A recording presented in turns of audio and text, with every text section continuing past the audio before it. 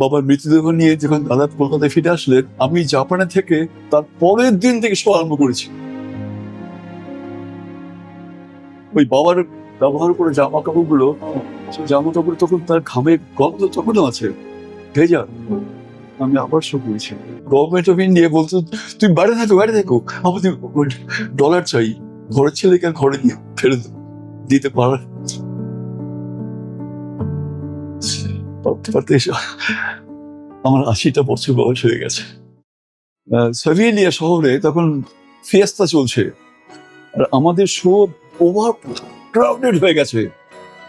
Organiser এসে বললেন যে প্লিজ আপনি আরেকটা শো করুন, এবং আরেকটা শো করা মানে হিউম্যান লিমিটের বাইরে, 3টের বাইরে 4টা শো, 2.5 ঘন্টা, প্রত্যেক শো 2.5 ঘন্টা।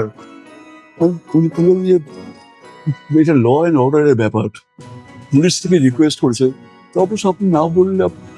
আমি বললাম যে না ম্যাজিকের কথায় নেই, ম্যাজিকের ভাষায় ম্যাজিক আমরা না বলি না, আমরা বলি ঠিক আছে চলুন। আমার বাবা মারা গেলেন, শো বন্ধ হয়েছে। সেই দিন বাবাকে আমি গুড বাই বলে প্লেনে তুলে দিয়ে বাবার মৃতদেহ নিয়ে যখন দাদা কলকাতায় ফিরে আসলেন, আমি জাপানে থেকে তার পরের দিন থেকে শো আরম্ভ করেছি।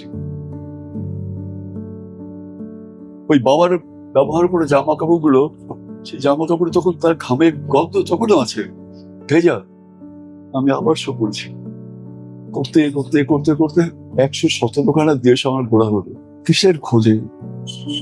টাকা আমি উপার্জন অনেক করেছি, বিদেশি মুদ্রা আমি অনেক পেয়েছি, আমি সব ঠেলে দেশে ব্যাংকে পাঠিয়ে দিয়েছি।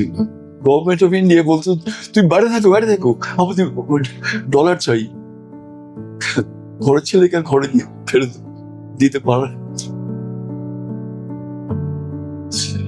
পারতে এসে আমার 80টা বছর বয়স হয়ে গেছে।